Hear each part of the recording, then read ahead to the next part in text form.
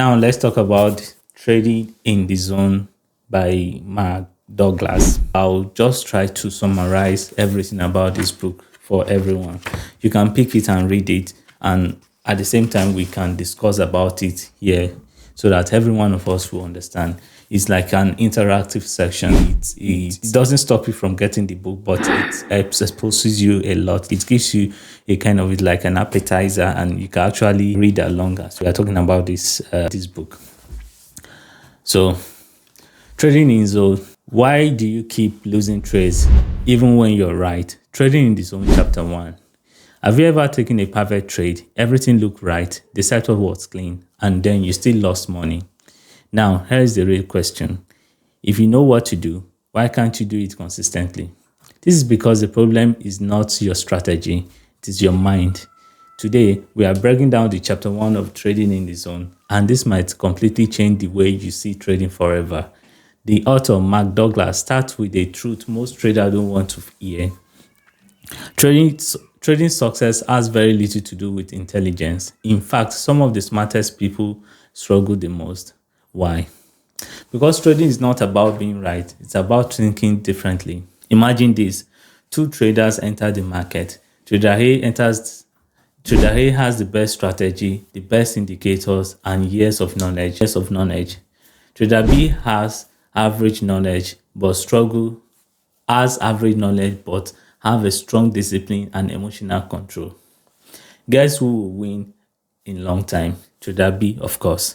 And that is the first mindset shift this chapter forces you to face. Well, what's the illusion about trading? Most traders believe if I just learn more, I will finally succeed. So they watch endless videos, buy courses, test new strategies, looking for new strategies and the holy grail. But you keep losing. Why? This is because they are solving the wrong problem. The market is not your enemy. Your reaction to the market are your enemy. Then what is the real enemy? Let's talk about what actually destroys traders. Most traders have problems with the fear of losing. Most traders fear to lose. They don't want to accept loss. And they believe every trade must come with profitability. No, it doesn't work that way. They also have this problem of fear of missing out. So they feel like they want to jump on any trade. They don't want to miss out. So they have that problem with it. And there is this another problem with most traders with greed for after a win. If you place a trade and you are lucky enough to win, and you want to keep placing another trade with the belief that, oh, that's your lucky day, then you'll be greedy for more. You want to do more trade. You want to do everything. Then there's another problem traders have, which is revenge trading after a loss. So it is very normal for human being to want to take revenge. So if you lose a trade, so you tend to have this belief, I want to actually pay back. You want to go back to the, want to take another trade and try to revenge your loss. It doesn't work that way in trading. If not, you keep trading, you keep losing day by every now and then. That will actually put you off the system. And here is what happens. When you enter trade, it goes slightly against you, and that is normal. And suddenly, for a normal person, you panic, you close early, you immediately close early the trade, then the trade goes exactly where you predicted, more immediately after you have closed the trade. Now you feel frustrated. So what do? You jump into another trade emotionally, and that's where the real damage begins. So we talk about the pain loop. This creates cycles: excitement, small wins, a loss, emotional reaction, bigger losses, and it repeats itself. That's what we call vicious cycle of trouble. So Mark Douglas explains that this cycle happens because you haven't accepted the risk. You've not actually accepted that trading has risk. You think you have, but you have not. But your action says otherwise. Even though you say that you have accepted there is a risky adventure, but your action says otherwise. So what do you do about it? So here is the big shift. Here is where everything changes. Douglas introduces one of the most powerful ideas in trading: thinking in probabilities. So most of us that have done maths in our elementary school, we know about probabilities, about maybe like chances of you getting outcome out of many choices. You understand? So let me explain simply. Every trade you take is just one outcome in a series of many. That means you can follow your strategy perfectly and still lose. It's very normal. That is trading. But most traders take losses personally. They think I was wrong, I'm not good enough. That emotional attachment actually destroyed them and it destroyed their consistency. And which leads us to the next one about casino mindset. So he also talks about casino mindset. So most people that go into casino, they have this mindset about casino doesn't care about one game. They know that over time they will win. So they keep playing and playing. But one win will cover almost 10 losses they have had. So that is the edge you have as a trader. Professional traders think the same way.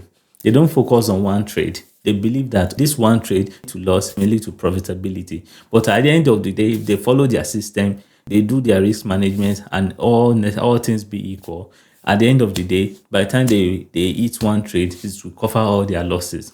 So you have this kind of no emotions. You don't have hesitation about any trade. So you just have, it leads you to consistency.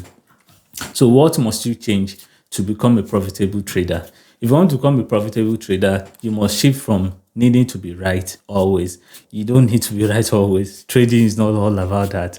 Though you must stop this fear of losing. It's normal to lose in trading. You must stop that fear. Then you must have this, you must not more make emotional decisions. Maybe you lost a trade, then you now feel like I want to refrain trading. No, it doesn't work that way. You will lose more money. So what are the things to do? Then you shift those three things to accepting uncertainty. You have to accept this thing is not certain. No matter how perfect your strategies are, you have to believe that this thing is not certain. It's a game of probability.